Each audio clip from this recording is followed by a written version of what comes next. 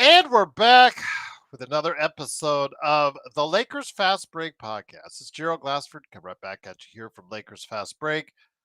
Pop Culture Cosmos, where we cover the latest news and trends in pop culture each and every week, twice a week, wherever you get your podcasts, on the latest Pop Culture Cosmos. We're talking about the Golden Globe nominations.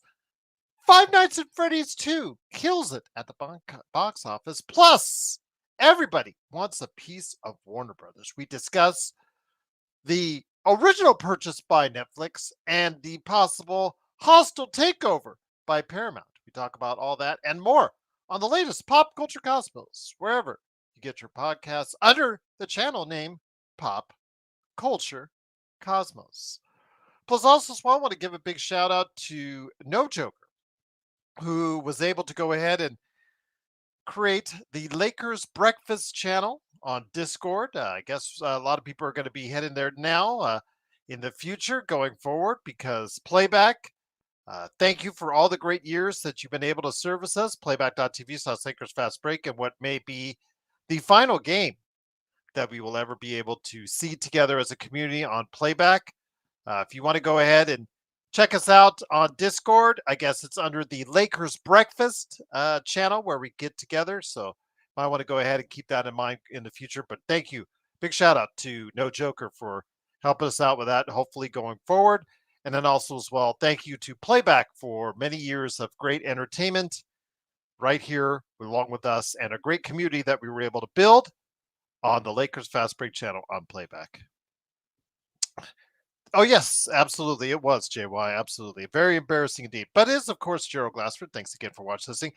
Would be remiss if I did not say during this holiday time of the season, you got to see my Christmas tree right there. I got the lights put up and everything, all that. Everything is all nice and cozy this holiday season. But it's time to really get serious. This is the gift giving time right now, guys. You got to come up with some good gifts for your family, for that sports or pop culture lover in your life. And there's no better place to go than the guy who made that awesome Luka Doncic canvas art right there. The awesome Kobe Bryant canvas art right there. And of course, Kobe and Gigi right here. This awesome pillow you've seen on Joe's channel when he wears the Drip Show hat, the detail there, shirts, posters, a whole lot more. Go ahead and start by following at Drip Show Shop on Instagram and Twitter. Message him, let him know what you're thinking of as far as maybe a crossover between sports and pop culture, something Dodgers, something Lakers, something your favorite team, or if you've got a Swiftie in your life or like, because I know JSJ really likes Taylor Swift, so maybe he'll go ahead and hit up Drip Show on that. Or, maybe K-pop Demon Hunters or something else in the world of pop culture.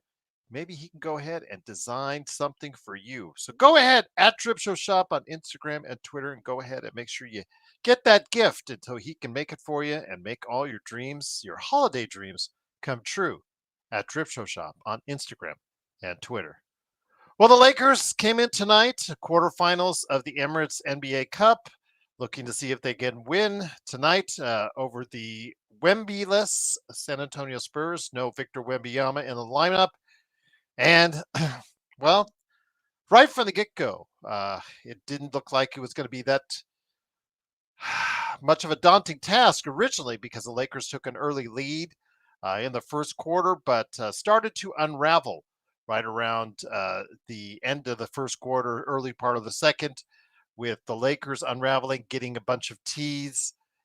Basically, the defense started to unravel itself.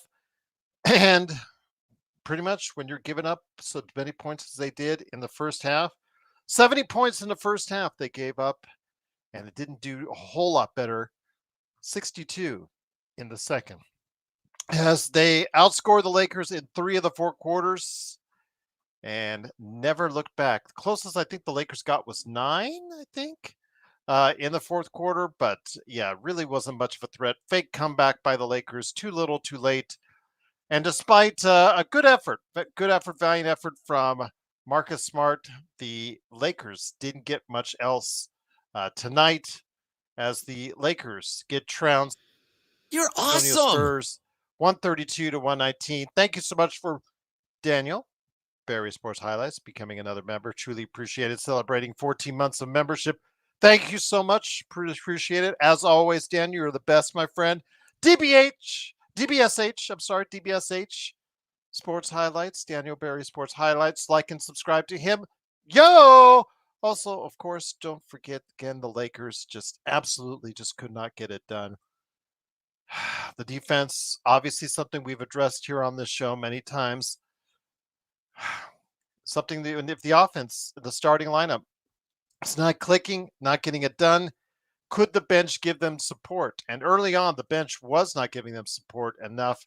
But Marcus Smart, as they closed out the half, tried to valiantly get the guys going on the defensive end, even if it was by himself at times. I know that Jovan Buha was tweeting as far as praising the work that Marcus Smart did coming back from a few days of injury. He did provide his best game for the Lakers overall, but outside of a 35-point performance from Luka Doncic, 35 points and 8 assists, the rest of the team kind of fell flat. LeBron James with 19 and 15 and 8, but underwhelming 0 of 3 from 3. Rui Hashimura only 8 points. DeAndre Ayton 11 and 8. Austin Reeves 6 of 16, again struggling from the floor, 15, 8 and 7 for him. And outside of Marcus Smart's 26 points, the Lakers only got 5 more points after that off the bench, and the Lakers lose 132 to 119. They are eliminated from the NBA Cup. The San Antonio Spurs move on to the semifinals here in Las Vegas against the Oklahoma City Thunder, who won by almost 50 today against the Phoenix Suns. So even with Victor Wembanyama, I don't see them getting past the Oklahoma City Thunder, but they did get by the Los Angeles Lakers today, who fall to 7. Let's see how far down the standings they go. They're going to be 17 and 7, which would put them, I think, third or fourth in the Western Conference standings. Waiting for them to update on ESPN.com. We'll go ahead and do that here in a second. But again, great to have you guys here. Truly appreciate Daniel Barry Sports Highlights. Yo, he's thinking OKC and Knicks. Vegas. I think that's a very definite possibility. El Rosto, I appreciate him setting up the stream on Lakers Breakfast on, of course, Discord. I can't stand Discord, but for you guys, I did it. I was there part of it, and so was Joe. Joe insulting as always on Discord as well. But terrible game, and absolutely it was from the get-go on the defensive end for the Lakers, and obviously they couldn't execute all that well on the offensive end. But here today to go ahead and talk about today's game, good man indeed. It is, of course, the guy behind the Joe Soro experiment, no longer on playback because playback's going to bite the dust. But go ahead and check him out on YouTube. It is Joe Soro. Joe, good to have you here. Actually, latter part of the first quarter, Lakers lost their composure, got a couple tees, turn over the ball, got too careless with it. They started executing poorly in the offensive sets in the half court. Their defense was never there, and that's a recipe for disaster in an NBA Cup game like this. Yeah, there was a few things that pretty much extended from beginning to end with slight lulls, but ultimately the defensive program was absolutely abysmal. I think Mitch Johnson outcoached JJ out of his shorts or whatever those pajamas that they wear now in the NBA as coaches.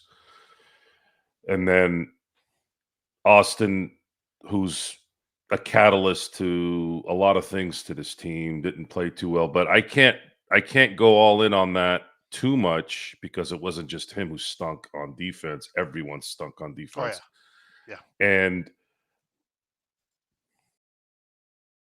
you did have Marcus Smart solidify the bench. I mean, he dropped 26 points and he was hitting timely threes too. He was hitting threes when they needed it.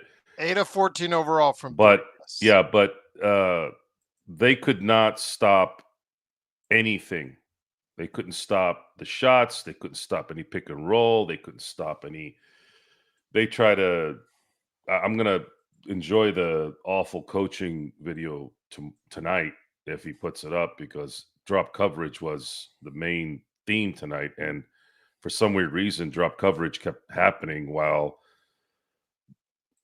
the Lakers were watching the Spurs hit every shot. So were they all just hoping that they'd miss shots? Is that what it came down to tonight? I guess so, apparently. Plus, also, who cares about boxing out, Joe?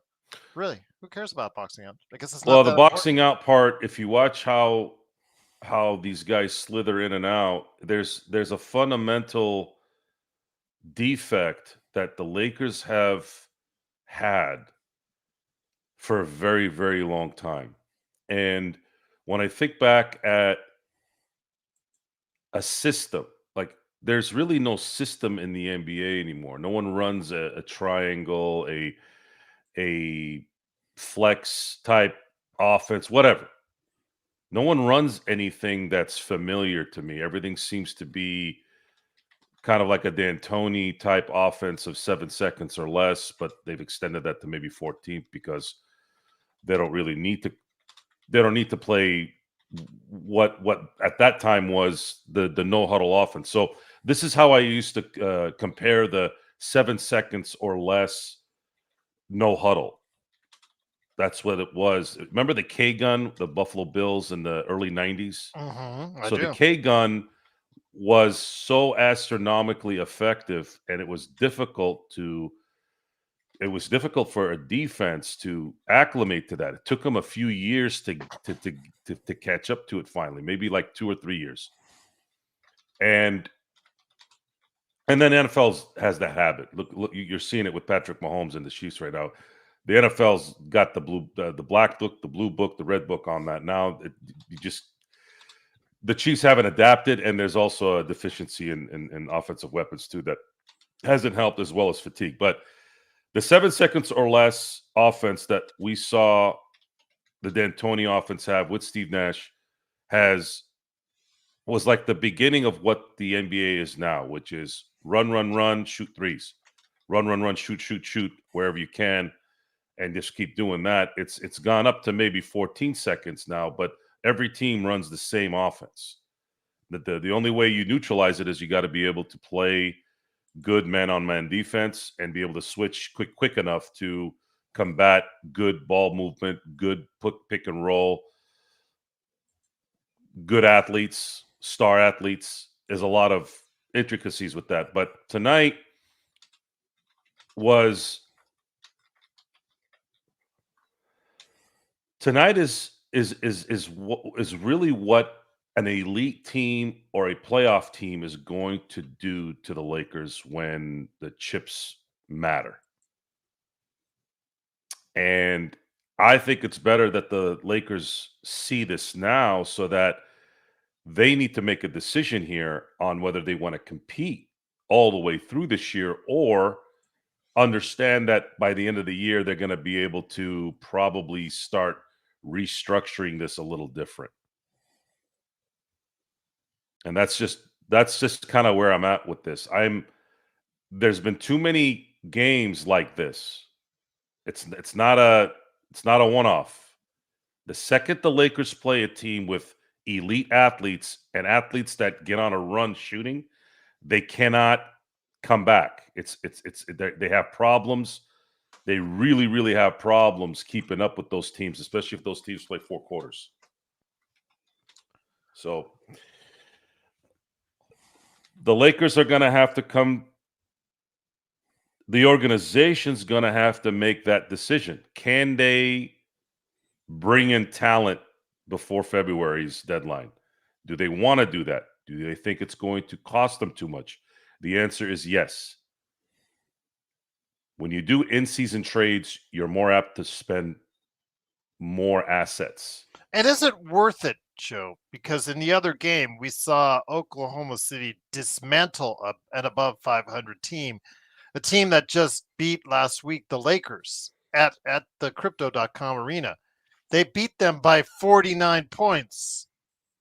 Is it really worth it going all out to go ahead and try and make a trade that might put some patches on this team when if as long as SGA stays healthy, I think the OKC Thunder look like the team to beat. Well, I don't want to put too much on the credibility side for Rich Paul. A lot of the reasons why this team isn't competitive is because of his leadership. I'm surprised no one said that to him, by the way, because I would have said, well, if you wanted this to be competitive, maybe you should have told your boy not to take a $52 million $52 million deal. And I'm not saying that LeBron wasn't warranted that money, but if you're going to talk about roster construction and you're going to say this team is nowhere near a contender, you also want to talk to your other client, Anthony Davis, who unfortunately never took the mantle fully in the 6.5 years he was with the Lakers, other than for a small, brief year where they won the championship. And even then, it was more like four-fifths of the mantle. Was never all the way through. So I just find it interesting that the what is it? The pot calling the kettle black. I think when someone's yapping about something that's not going on correctly, I find it humorous that you're the asshole that had control over that a little bit. You're the one that had Jeannie and Rob on a string using LeBron as your asset. Okay, you want to be competitive. How about you take Tom Brady took discounts for years. For years. Because he knew, hey, if I'm going to take all this money, I'm never going to we're going to turn into the Kansas City Chiefs. What does Patrick Mahomes make? Like $60 million a year now? You know, the salary cap, if you're going to have two players on your team that take up a third of your salary cap, how are you going to field a complete team? You can't, especially in football. Now the NBA, it's almost even worse now than the actual hard cap, because you could always use bonus money and you can restructure money in the NFL at the very least. In the NBA, you can't do shit. Once you get to the second apron, you're done. Oh, hold on, Joe. James Hex 1764. Do not ever say that I'm not a true Lakers fan. I bleed purple and gold more than you ever will in your entire life. I was born in Inglewood, California, a block and a half away from the Los Angeles Forum. I've got a tattoo of the Lakers right here. Right here. So listen to me, numbnuts. If you're going to go ahead and call me out because I tell it like it is, I tell you the truth. I don't insult your intelligence. I don't throw flowers when there's no flowers to be had. Then you can just go find yourself somewhere else to go ahead and plant your garden. Because I'm going to tell you right now, don't ever say I'm not a true Lakers fan, because I bleed purple and gold more than you ever will, numbnuts. And that's all I got to say about that. And here today to go ahead and discuss today's game is a good man indeed. It is, of course, my good friend indeed. It is, of course. I hope somebody screenshotted Gerald's lips right at that moment. No, I hope not, because it is, of course, Legend from I Got Next Sports Media. How you doing, my friend? Pretty good. How about you guys? Oh, I just love going off on somebody's idiocy. So, James Hex, go to hell. But anyways, I wanted to go ahead and say, Legend, again, today the Lakers showed a lot of the flaws that we've been discussing for the entire year. And JY, if you want to see what we've thought about the Lakers, go to our season's predictions. It's still in the notes. None of our entire 12, 13 people that made predictions from our panelists thought the Lakers were above a third place, or they put a fourth place team in the Western Conference.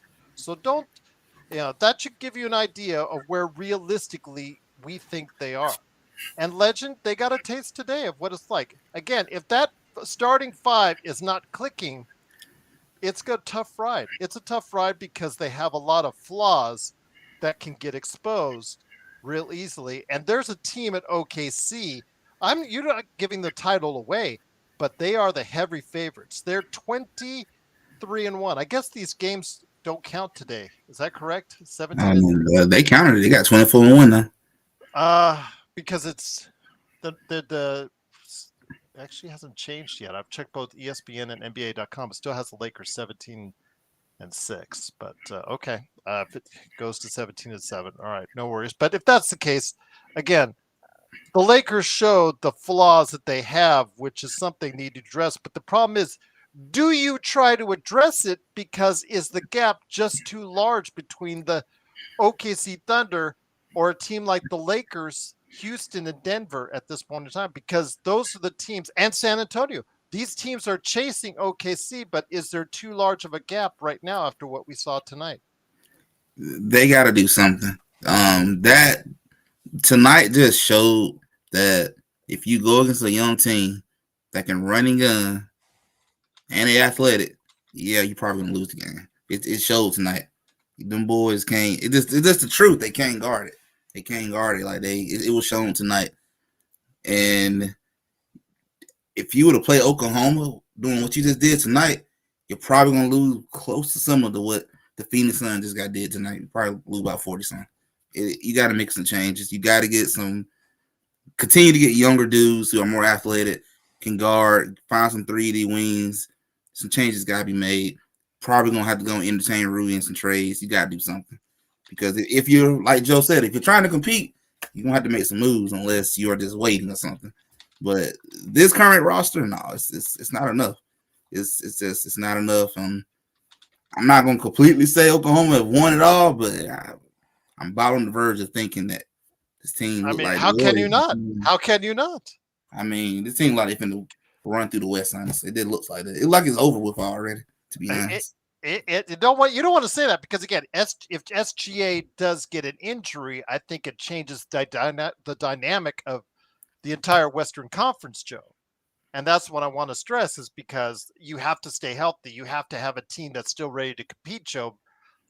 Because if SGA does get hurt, I think that gap has closed because I think SGA is the difference for OKC right now that these other teams just do not have. They not only have the depth, they have the quality, they have so many advantages. They have the defensive ability better than anyone else, but SGA drives this train. And like you talk about the head of the snake all the time, if that head of the snake falls or gets cut off for some reason, Joe, that does give a window to everyone else. Yeah, and in today's NBA, that's something you have to factor into the total at the end of the year, end of the regular season. You don't know. Wasn't like that before. You never saw Isaiah, Bird, McHale, Magic. Well, actually, Magic and Byron Scott both busted their hamstrings in 1990. I'm sorry, 1989 finals. That was rough. That was rough considering they were 11-0 in the West going into Detroit and trying to send the Cap away a champion. And Isaiah, I know, has been pretty vocal about that series. He's been pretty actually aggressive in terms of, I don't care if Magic and Byron Scott were hurt. We kicked their what's, right? And other than that, you just didn't see catastrophic injuries to big time players like Durant in 19 or Halliburton for his team last year. Or again, it's just it's a factor in this. So you have to play this out no matter what. But the question is going to be: is this team going to want to risk doing something and giving up possibly too much for nothing? And when we would discuss during the summer about the best course of action here, my instinct said the Lakers are likely going to have to slowly get this thing figured out. It's probably not going to be in a year.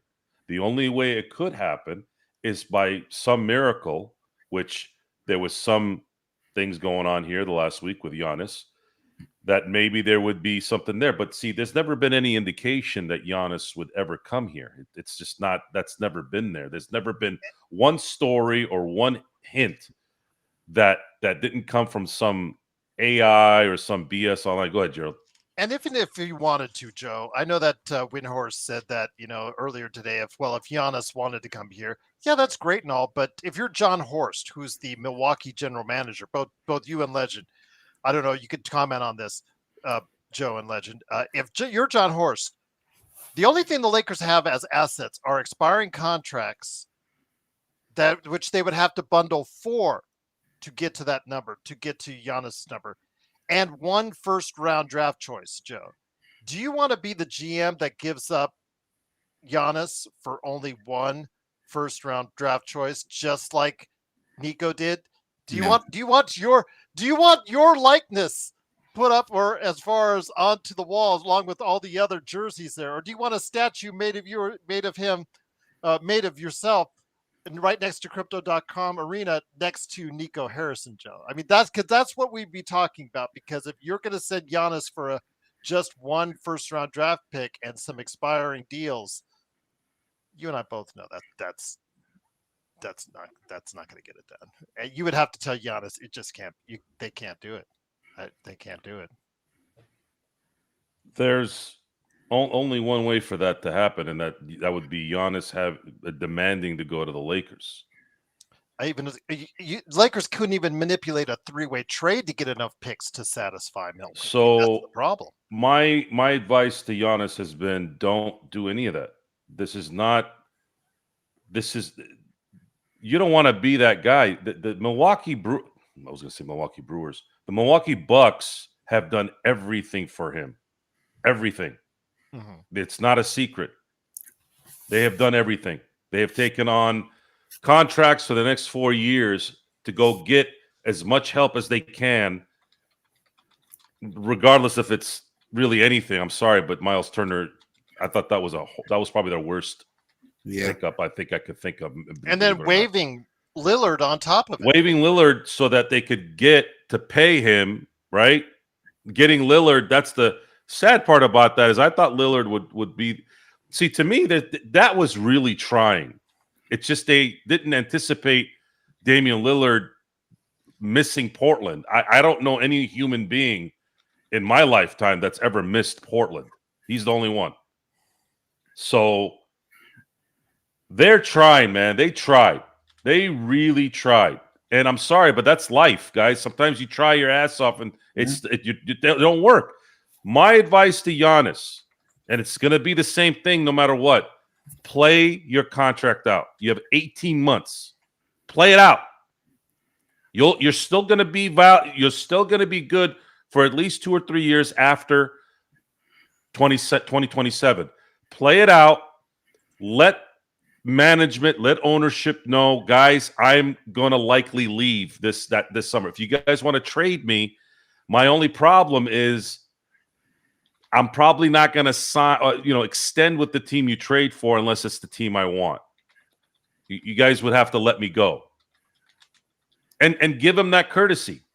Give him that courtesy. If you guys send me somewhere that I want to go, then I'll sign the extension. But if you guys can't do it, please respect that I am going to test free agency and I'm likely going to leave. That's how I think he should handle it. Just to let you know, JY, the Lakers are 22nd in defensive rebounding, 27th in offensive rebounds. They just don't get rebounds. And that is a problem.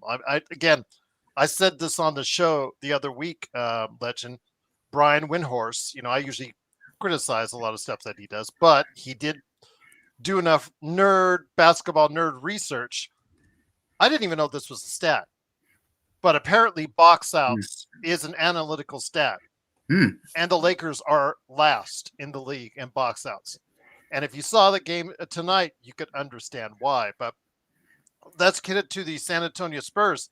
We talked about this on both Discord and Playback, where it was just you could see the future with Harper and Castle. Those guys really click and have so many unique ways and so many unique things that they can bring to the game as far as dynamically, whether they're playmaking, scoring, or defending, because they're both what 6'5", 6'6" guards, long arms, can really do a lot of things on defensive end.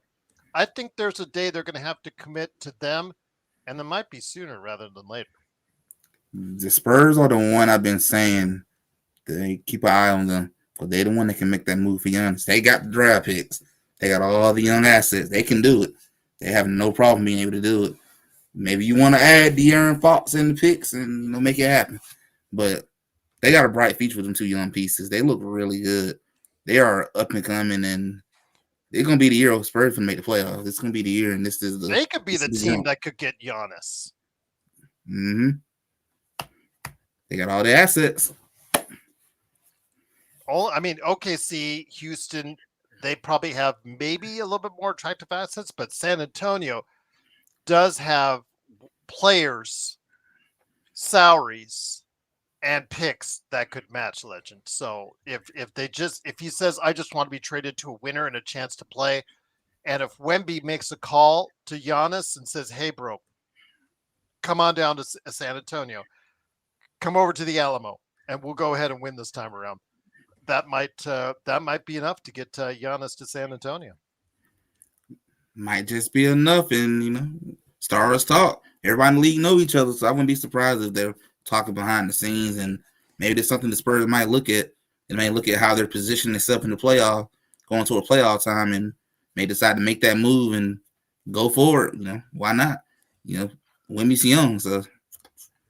But the Lakers themselves, again, coming off tonight's loss, 132-119.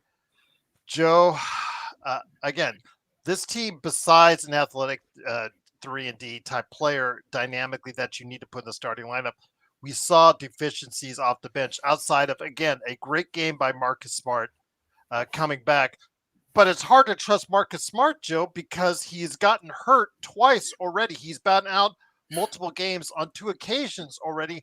This is the exact thing I talked about. So while everybody in Lakersville, as far as the Johan Buhas, the whoever you want to throw in there, as far as all these LA shows, will start talking about put Marcus Smart in the starting lineup, and I can understand why. It's so hard to commit to it because you don't know how soon or how long he'll stay in the lineup, because he just has right now that injury history now going forward. I don't think it matters if they have Marcus Smart in there as a starter or as a bench player at this point. Their team defense is horrible. Their offensive rebounding is horrible. Their defensive rebounding is horrible. Their transition defense is horrible.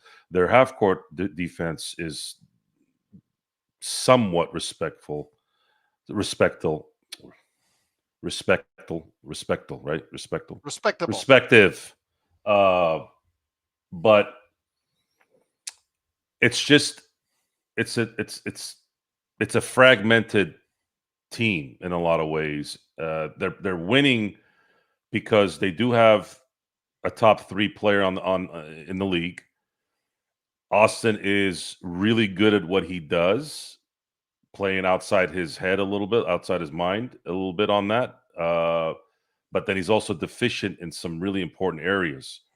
Can't really guard anybody with athleticism one-on-one.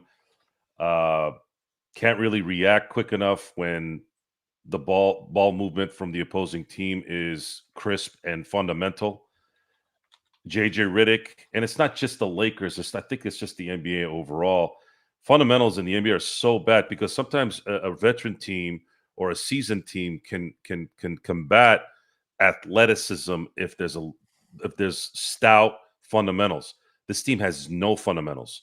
They're horrible at fundamentals. Rui disappears at least out of 4 games a week. He disappears for 1 out of the 4. He's okay for 2 out of the 4. He's 3, okay, a little bit better, and then maybe he'll have 1 really good game a week. That's pretty much all he is. Marcus Smart, I think, hit a zone tonight. He's not going to hit threes like that every game. They needed his offense more than his defense tonight. And then worse than that is you had your free agent pickup of the summer dropped 0 points. You had your first round draft pick from 2 years ago, who should be getting better, only giving you 3 points, and that was in garbage time. So I don't really even consider that points. So he really gave you 0 points when it mattered. Then you have your backup center, who only gave you 2 points. You have Gabe Vincent, who every time I see his face, I want to put my head through the TV. He gave you dog shit nothing again. 0 points. You know, we used to call Steve Blake Bagel back in the day. You remember?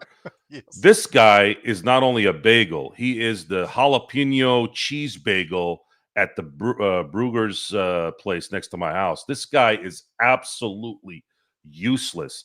He is getting to Vanderbilt useless at this point.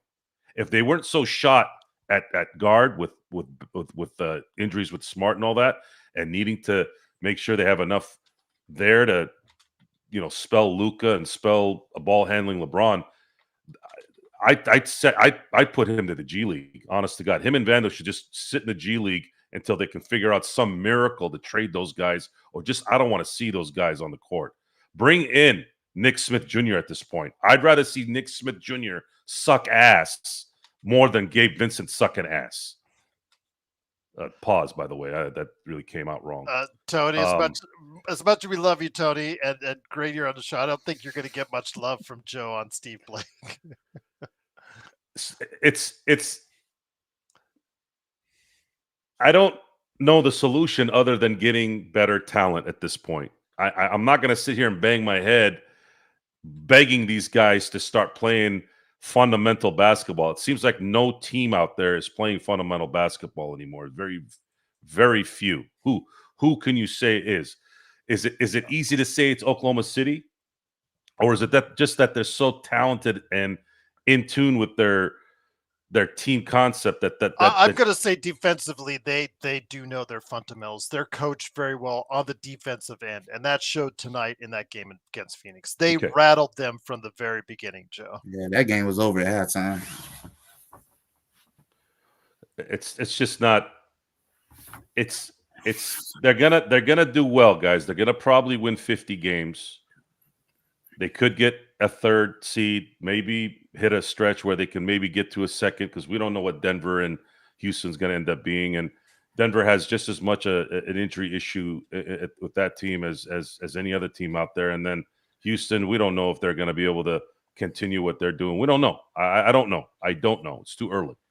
But the issue with the Lakers right now is the decisions that they're gonna have to figure out before February. Do they want to go in all in this year? If they do, it's going to be difficult to even do that. They'd have to get someone to help them out a lot. A third team, the team that they're training some kind of talent for. And I don't know. I don't see anything out there, guys. I don't think New Orleans is going to help them with Herb Jones or Trey Murphy or any of that. I don't see why those guys would trade any of that talent without getting the assets that they want, and those are assets that the Lakers do not have. The Lakers, let me just put it this way. The Lakers have really nothing to give. As good as Austin's been, he's not going to fetch you anything of relevance. Well, they can't because of his salary. Because you're going to have to pay him $35 million a year. The market is likely going to give him 35 a year. Well, I meant his salary now, Joe. His salary now, it's hard to do for any player or players because of what he makes now. You have to bundle him with someone. Right. So, but my thing is, are these guys going to trade anything of relevance for a guy who's only going to be there for 4 or 5 months? No. Are they going to want to pay that guy 35 a year? And if you're an outside, if he doesn't have, if you don't have his bird rights, right? You'd have his bird rights if you trade for him. But what I'm saying is, do you want to pay him 5 years, 35 per? That's $175 million for a guy who has played outside his mind for a non-drafted player, but has too many deficiencies when you start playing the guys that can run around you and shoot at will. we're gonna have to go with this game by game. I have no idea how this is gonna develop. And if LeBron James is not the number one, I'm sorry, he's not the second best player on this team's not gonna win it anyways. Doesn't matter who you bring in. Even if you bring in a Herb Jones or a Trey Murphy, it doesn't matter. Is LeBron going to be the second best player? And possibly you'd need him to be the 1A actually to compete for a championship. It's just not likely. He played 36 minutes tonight. Was great on the boards, but he can't play that much. You're gonna cause a problem down the road. He's gonna run out of gas again. He's ran out of gas the last 2 years. So it's and this layoff, by the way, is going to be a problem. Don't be surprised if they get blown out by Utah next Wednesday. They play Phoenix on Sunday, Joe. They do? They do. Because Phoenix got eliminated tonight. That's the cup deal.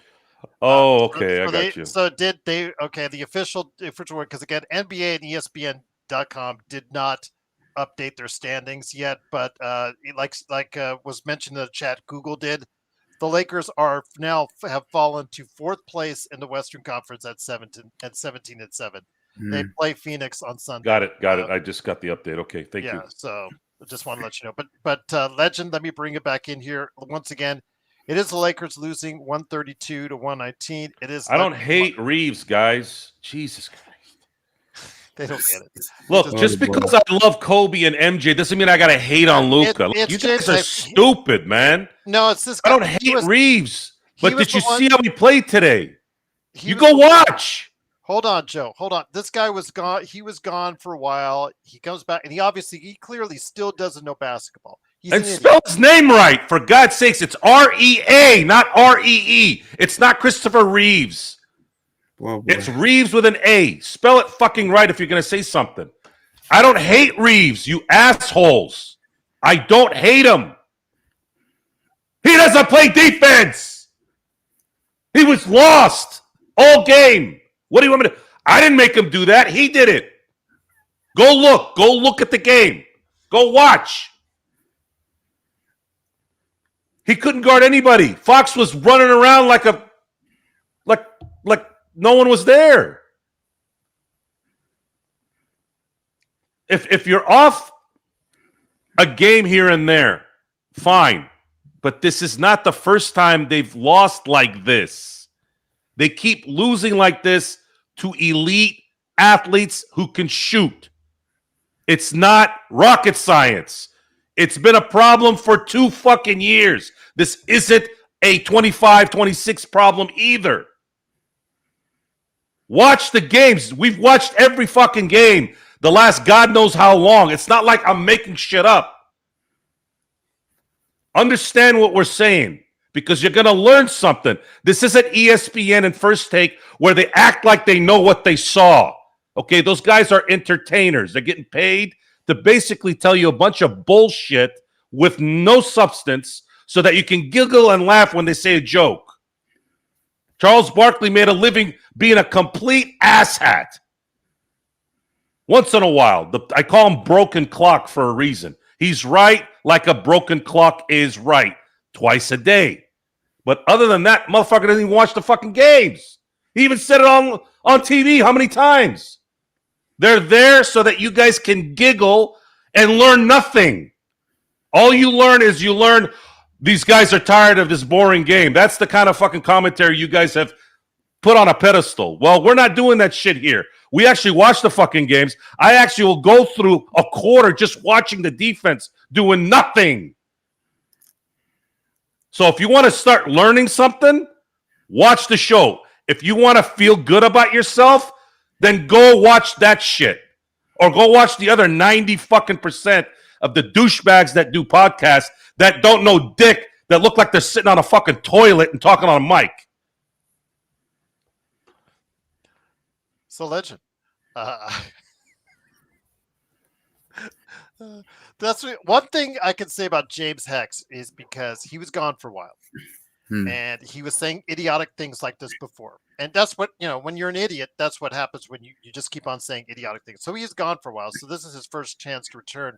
So he gets to rub it in on us on when the Lakers lose, which is something we like to do because we'll just shove it back in your face when you go ahead and try and troll us. But need I digress on that, legend? But when you watched this Lakers team, when you watch any of the teams that go out there. I mean, a solid Phoenix team, which has had some pretty good wins. They had a win over the Lakers, have had some other good wins.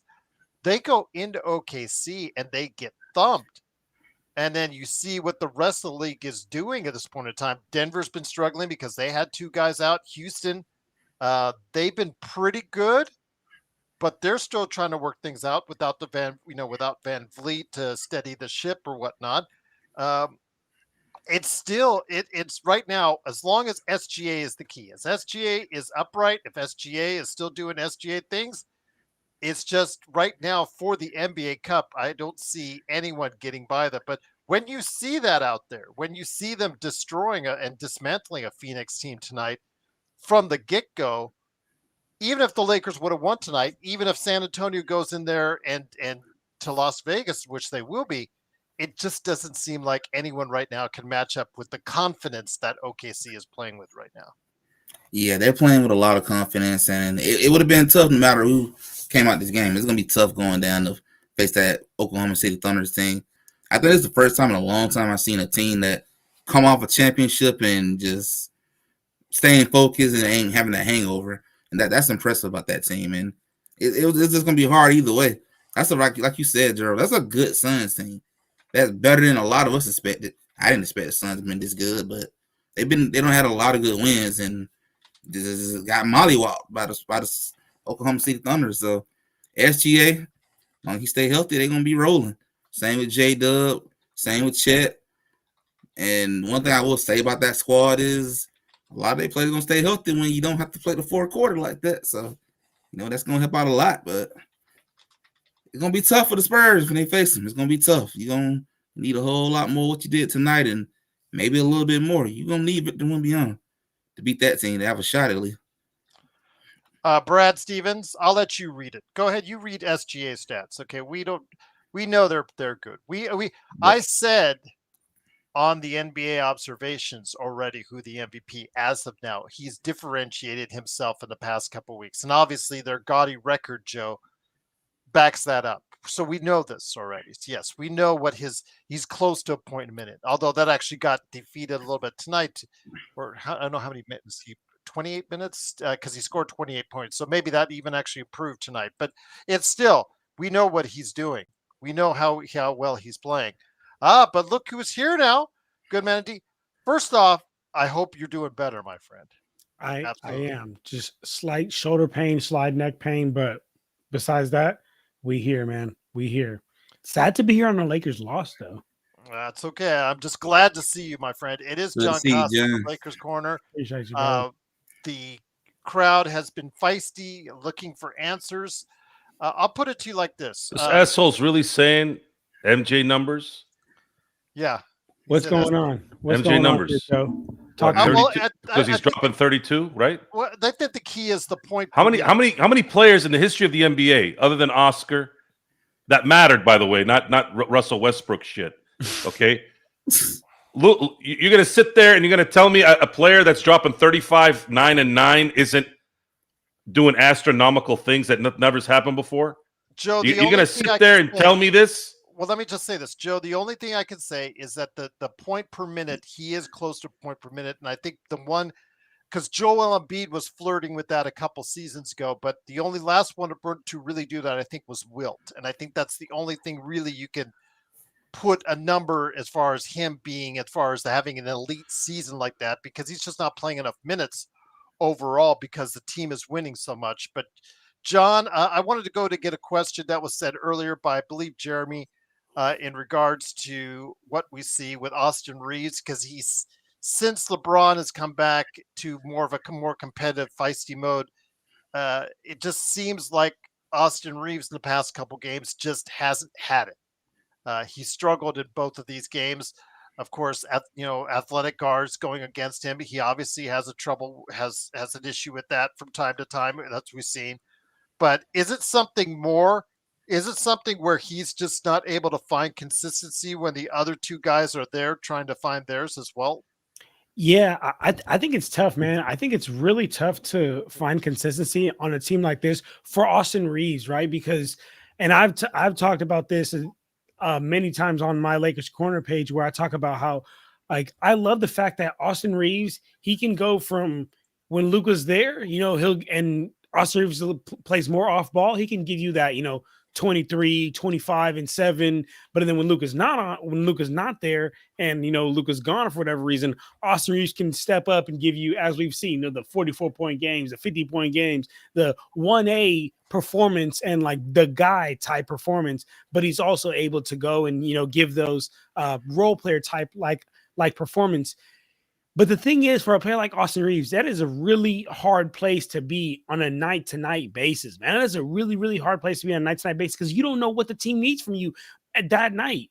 You don't know if they need you to come out and be extremely aggressive, like how you are when Luka and LeBron are not out there, or you don't know if the team needs you to play a little bit more off ball. That's why I think it's a real hard. I think it's a real hard situation there for Austin Reeves to be in, to be honest with you, because he's got to walk that fine line, and he's got to be real aggressive on some nights, and other nights he has to just play more off ball, and that's a tough role to play in this league, man. In this league, you have to know your role coming into every single night. I know for a fact, actually, when that terrible Darvin Warm Hands Ham coach was our coach, all the players talked about the number one thing. They said, the number one reason why we don't like this guy is because from night to night basis, we don't know what our role is. We don't know what we're supposed to do. We don't know what it's expected from us on a night to night basis. And I think that's kind of where Reeves is right now, man. I think that on some nights he has to be the lead guy. On other nights he has to be a third fiddle, second fiddle at times. And that's a hard spot for a player to be, man. That's a hard spot for a player to be, but I'm not giving up on Austin Reeves, and I hope everybody else hasn't either over one game. Or two. The past two he's struggled. But you're right. Absolutely, Season, but he's still, looked really, really good. I think he's built up the equity to where he can have a bad 2 games and we don't just give up on him. At least me, in my opinion. It's not about giving up on him. There's a clear problem when it matters most, where it matters most with his game, that will get exploited over and over again until this team either reinforces its talent or there needs to be a change with him. And I'm not for the latter. I'm for the former, because I do believe in continuity. I do believe that as a fan of a homegrown player that's developing something, I'd like to nourish that. But the Lakers haven't been known to do that. I think the nourishment has really been only really Elgin Baylor, Jerry West. After that, it's always been, screw it, let's go get Kareem, let's go get Wilt, let's go get Shaq, let's go get Pau Gasol, let's go get Anthony Davis. So I'm not too concerned right now, and I haven't been since the summer, that they've outplayed their talent in terms of their record. They're 17. They've outplayed the analytics of what the analytics was. Right, yeah. But the problem there is, how long will it last? We're now over a quarter of the way in. You still have almost 3 quarters left. When does that get exposed? That's kind of like we're waiting for the shoe to drop, right? We're looking for the anvil to drop on us at this point, because you cannot expect a 41-year-old LeBron James to save you again. And if you're thinking of Luka Doncic of saving you, there's a little bit more chance of that happening. But what happens when he has 2 guys on him that are constantly in his face, who are athletic, long-armed, and tall? It's simple physics at that point. There's only so much he can do, right? Yeah. So when guys like LaRavia aren't making you pay by doubling Luka. When guys like Gabe Vincent continue over and over and over again to miss wide open threes, you're going to be in a bad spot. It's just, and then you have Rui, who doesn't really show up for 2 games out of every week. And then you have Austin Reeves, who can give you some offensive power. Did you guys notice that Austin didn't get to the basket much today? Why do you think that was? I'm telling you, I think it's that exact reason I was saying. He goes from one game where he's asked to be ultra aggressive, and the next game he's asked to be like a second or third fiddle. You think he's being asked, or is that what the defense is doing to him? I think the defense doing it. I mean, I think it's what the defense is doing to him, but also at the same time, it's like if Luka's out there and you're out there, the ball should be in Luka's hands 10 times out of 10. So that means he doesn't have the ball in his hands as much, and he's not as aggressive, because as we know, Austin Reeves is most aggressive when he has the ball in his hands. So what does that tell you now? So if you're, but the problem with that today was when Luka sat and he didn't have anybody in his way to handle the ball. Couldn't do that either. It wasn't just that. You know, Johnson outcoached JJ I mean, this was as bad a coaching game as I've seen JJ have this year. He did not have an answer for anything. And he had one bad game. I think you guys are sitting in some kind of box somewhere and not watching everything. We've watched all 24 games, guys. You can't come with that shit with us. I've seen literally every game. I've seen every quarter, actually. So, and this is not the first time I've seen him get taken out of a game. Oh, I will say this. Tonight was the worst effort I've seen him have. He looked like he didn't give a shit about defense tonight. And you know what that is? That's frustration. That's how you separate the men from the boys, right? When you're frustrated, can you adapt to something else? If you're not hitting your shots, and that's fine. That happens. That's a old cliche thing. Hey, when your shot isn't dropping, do everything else. Your defense never goes away. Your fundamentals never go away. Your shot can go off sometimes, but make up for it in other areas. And he doesn't do that. Once you take him out of his comfort zone, he's toast. You can't do that. You can't do that and tell me that this guy's going to be a 35 per player, and you're telling me he's an all-star and he's going to be second. I mean, I've heard some guys say he's the number 2. He's not. He's a 3 with 2 in their prime stars. So the Lakers would need to have a prime second guy with Luka for me to say Austin could be a 3 there. He's actually a 4 to me. And you all know where I stand on this. I think he'd be the best 6th man on the planet if he just took that role. 100% agree. Because he can run rib shot on all of the backups in the second quarter and fourth quarters. Have it all placed out nice for everybody. And if he's in the zone, let him finish the game. Let him be your closeout lineup. Hey, I'm not saying that that's not good, but his best position for championship wins.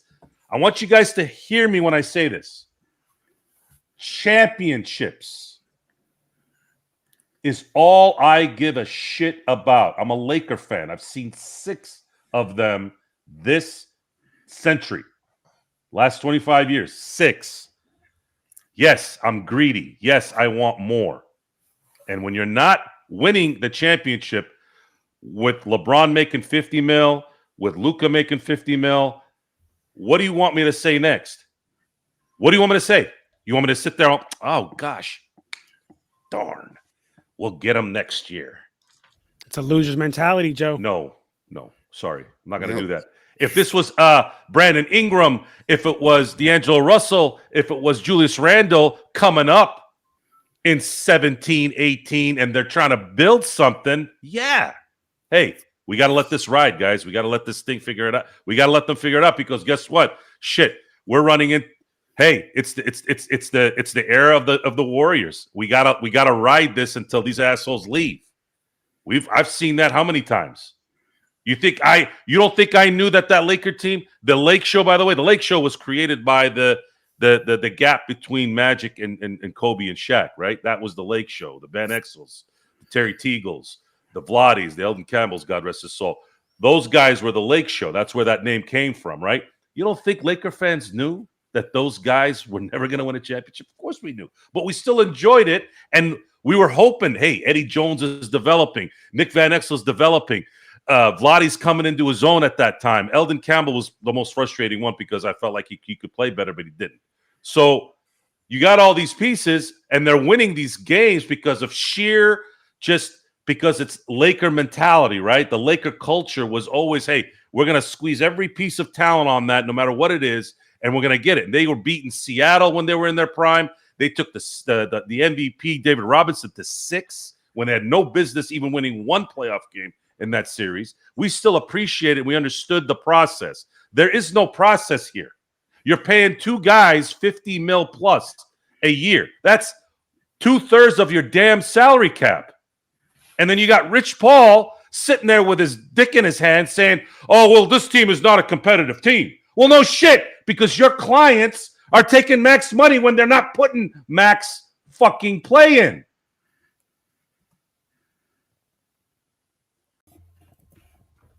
So before we head on out, go ahead. No, so I was just gonna, to put a button on this, go ahead, Joe.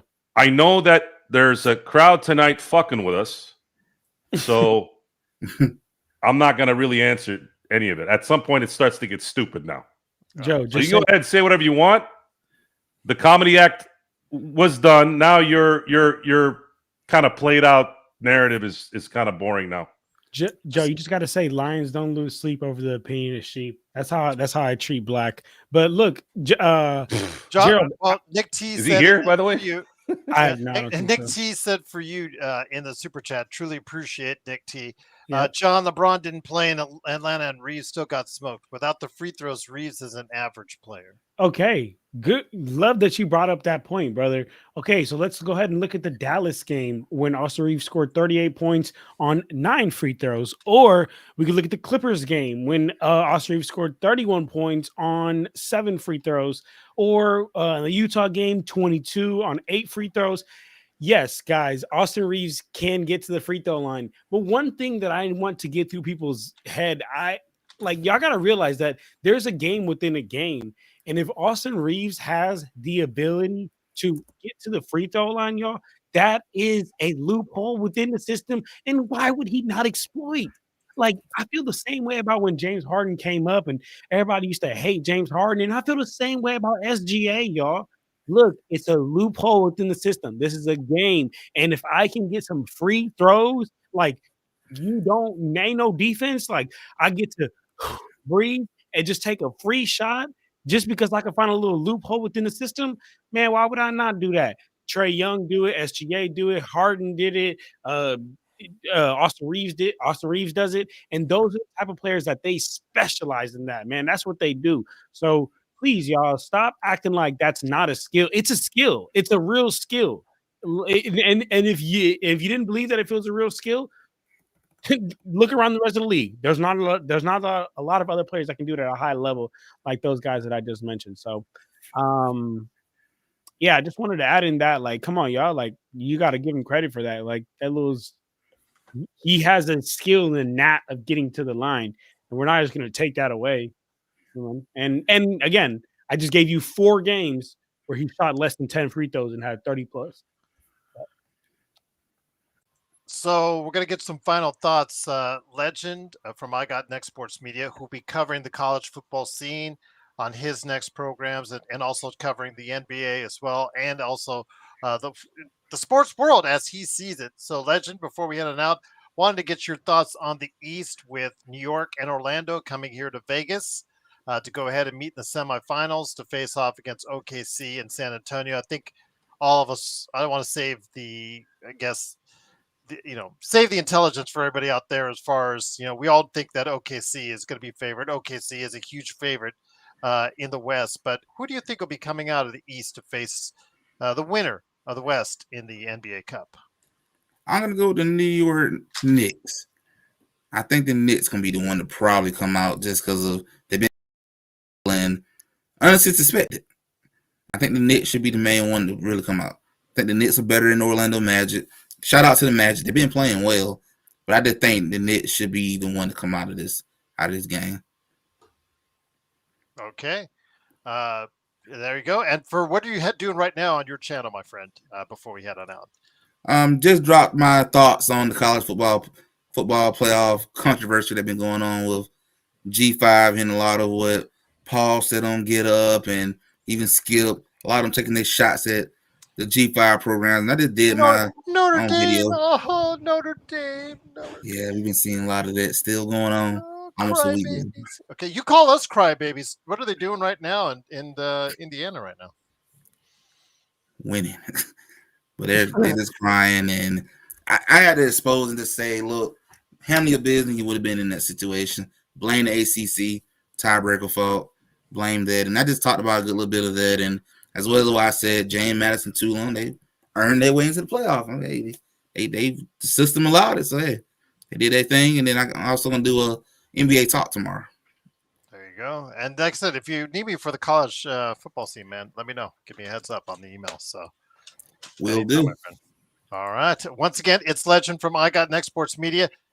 John Costa, Mr. Lakers Corner. If I'm not dropping my camera here, go ahead and send it over to you, man. That was just like, I watched it fall in slow motion. That was kind of funny. It's because you missed it earlier. I went face to face with James Heck and called him an idiot for James Heck. So wow, James Heck is still on here bothering people. He was gone away for a while, accrued no basketball information, and kind of came out of the other end dumber with his conversations tonight. He said accrued no basketball. Oh man. No, that's Canadian. Hilarious. Called me not. He said I wasn't a true Lakers fan because I have since. I call it like I see it. I call common sense, which obviously evades him at every turn. But what are you doing, my friend, at Lakers Corner? And any last thoughts on the game before we head on out? Lakers Corner, get at me, guys. I do 3-minute game recaps. I just actually posted it. I do a weekly show. Last week's show was with Joe, so check that one out. And then the week before was with Gerald. So if you guys want even more of Lakers Fast Break here, definitely get at the show here. And you can follow me on social media. On Instagram, it's Lakers_Corner. On TikTok, almost at 8,000. That's Lakers Corner 24. But get at me, man, and appreciate all the support. And as far as this game today, guys, last thing I gotta say is we let down Marcus Smart masterclass, and we let him down. Yeah, absolutely. But again, how much can you trust him? Because I mean, I'm just playing. I wouldn't put. Well, no, you're going to hear that, but that's what I said earlier before you came on. They said you're going to hear a lot of, let's put Marcus Smart here. Let's do this for Marcus Smart. Let's do this. And the thing is, yes, he could give you these type of games every once in a while, but the problem is he just can't. He's not been able to stay on the floor. How can you trust him? Come on. Your best ability is availability, Gerald. That's absolutely, my last thing. indeed. Got to be available.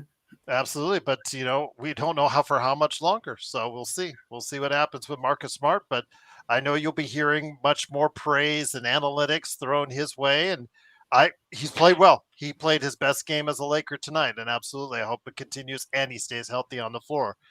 So wait and see. But Joe, you get the last word, my friend. Joe Soro Experiment on YouTube. He had a good crowd last night for his show. Go ahead and check it out on the rerun because he got to go deep into the NFL. Plus, also, he had a Pittsburgh Steelers show as well in recent times. So go ahead and check that out as well. Mike Tomlin. He never gets any love from Joe, but it's well deserved on the Mike Tomlin end. But any last thoughts on the way out, my friend? It's been a good couple days. It's an interesting world we live in. You have sewer rats who come out of the depths of all the cracks in the world, right? You come in here and you try to tell people what's going on during a game that has not, and that right away there's an assumption that you have some kind of an agenda, even though you tell them the evidence. So people are going to believe what they want to believe. That's what that is. Because they're wretched, stupid, fucking morons. That's just what it is. My aggressiveness towards people in general is because of that. Now, I've been fortunate that I'm I think I can. I've been able to handle it because in a lot of ways I'm sick myself because I enjoy it. But that's just what it is, right? But it's interesting. Edwin Diaz signs with the Dodgers. Mind you, this is what happened. This isn't made up. I don't hear shit for 3 weeks. Nothing. The second the Dodgers make a move, the second the news comes out, and it's legit news that this guy decided, I want to be a Dodger. I don't want to be a Met anymore. And then now it's, well, they're buying everybody. They're buying everybody. Okay. That's what they're doing. Good. I want you to stick it up your pipe and your ass and watch a three-peat coming. Come on. And I'm going to sit and I'm going to smoke a stogie, put my feet up, have a nice rum and Coke, and just laugh. Does smoke a J instead of a stogie. I don't like might make you I don't like the J. Man, but the stogie is just so I'm going to be honest with you, man. Those Dare commercials worked for me. Whenever I saw, Oh, see, man. here, I'm going to give you guys an The example. eggs, Okay, hold on. Eggs. I gotta egg say one. this. I gotta say this because it's the truth. Okay, I grew up in a dairy town. Okay, it was basically a bunch of dairy boys, right? So our Dare commercials were all a bunch of stoners. It wasn't Snoop smoking a stogie and making it look cool. It was a bunch of freaking trashy looking dairy rejects, right? No, the I'm like, I ain't gonna look. I am not gonna look like that.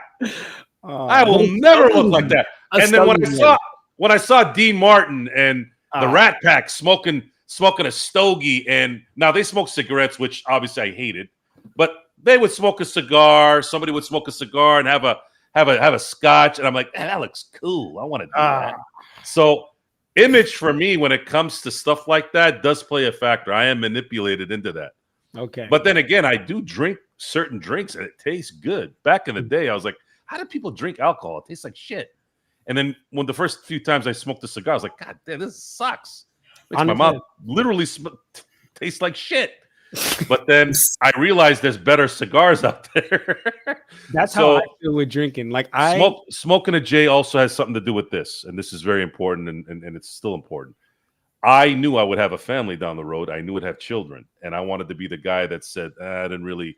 Now I've smoked 3 times. One was I thought my friend wasn't going to do it, and he did it. He said, "Oh, if you do it, I'll do it." I was like, "No. I had to do it at that point." The other 2 were celebratory moments with a good friend of mine who ran a dispensary, and that was it, man. I just didn't get anything out of that. A cigar while you smoke a J, I'm down with it. Whatever you want. Come on, man. Yeah. I live in Las Vegas. I've been to enough parties. Look, see, MLB is rigged. So there you go. This is what I'm talking about. I've been to Disneyland enough times. Yeah, I'm good on this. This is what I'm talking about. Well, the problem with Disneyland is Disneyland, you'll have enough J there for all. You can just. The problem with Disneyland is if you're not a vet, you gotta take flu shots, vaccine shots, so that you don't catch everything. That shit is crazy. But that Disneyland is land on a cruise ship. Everything you ever notice? Anytime anybody goes on a cruise ship, they always get syphilis and it's even happier now. Scabies and all these freaking diseases. Weed has got more popular. It's even happier now, and I'll just leave it at that. But go to Utopia. Yeah, Utopia. That's the place. Guys, I did own a dispensary once. Yeah, I know you did. Yes, I did own a dispensary. It was for 4 months. You said that on the show. I will say this. I learned more in the almost 2 years being around that world about business than I had learned anything in school or anything around it. Yeah. But the problem with that industry was the industry. It just was full of just bad mojo. Wouldn't have worked for me. But I learned a lot, and I don't regret being in it. And again, when I say in it, I was never really in it. I was always just the business side of things. Chill out, Pablo. But in the end, it was just, the atmosphere was just not, I don't fit in those things. Everybody thought I was a cop. Joe, I could so see you being an undercover cop. Oh, Everybody- man. I would was think like, so too, Joe. who's If I this went guy? to go buy It some would be too tree much off you, and undercover. you, No. Yeah. dude, It was getting exhausting. I'm like, dude, I'm not a cop. I haven't even been in the military to be a cop. I haven't even at that time. I didn't even have a gun. Well, we got to head on out, guys. Again, the Lakers lose 132 to 119. They're fourth place in the West, 17-7. Their next game is on Sunday. No longer on playback because playback. Adios, Damn. playback. You're gone for good. Thank Where are you. you guys Good watching? run. Just wondering.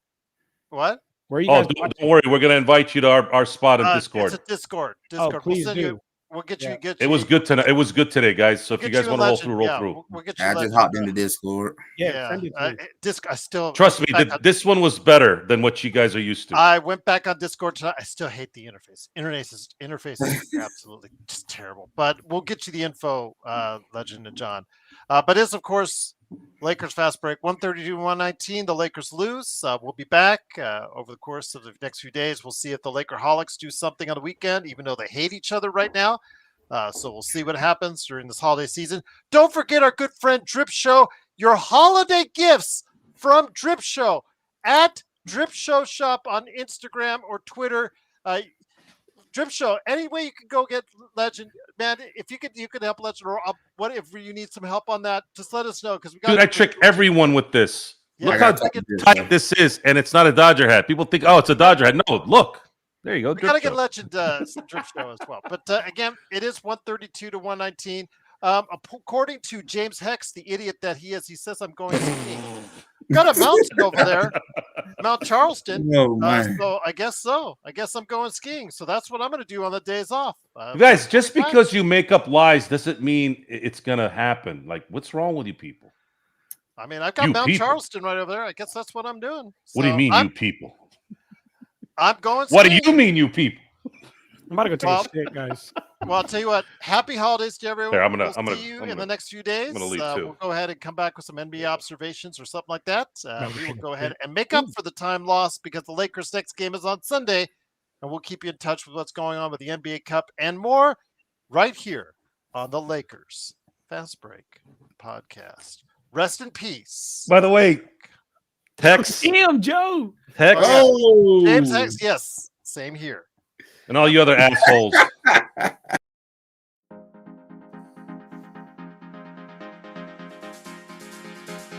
You got the attention. They didn't think I would do that, did you? Yeah, you didn't think I would do that, did you? No, they got happy. It's okay. Who was the other jokester that was yapping? Uh, Oh, Brad Stevenson or whatever the Yeah, fuck Brad, his name who is. became Dude, the Brad other- Stevenson was here today? Hey, Yeah. Brad, suck a oh, wow. knob Yeah. full of shit. Yeah. Go sit on a